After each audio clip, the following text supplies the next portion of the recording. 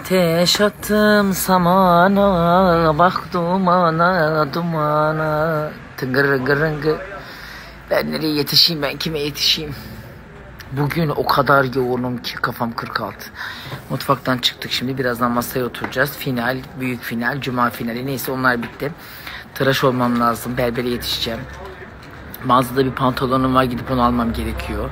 Akşam servislik tabakları, bardakları ayarlamam gerekiyor. Yengemler gelecekler, bugünden bizde kalacaklar. Ayrıca bugün Kızılcık Şerbeti'nin ilk bölümü var, sezonunu da kaçırmamam gerekiyor. Zaten ertesi gün bohçası, geleni gideni, servisi, yemeği, osu busu.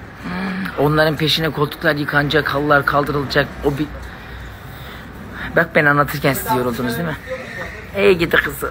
Dağlarda meşeyim, evinizde neşeyim. Ben bir dertte köşeyim. Kime yetişeyim bilmiyorum.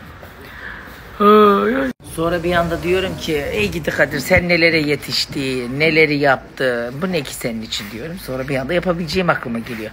Bu arada bir esnemem var. Sabah 3'te yattım.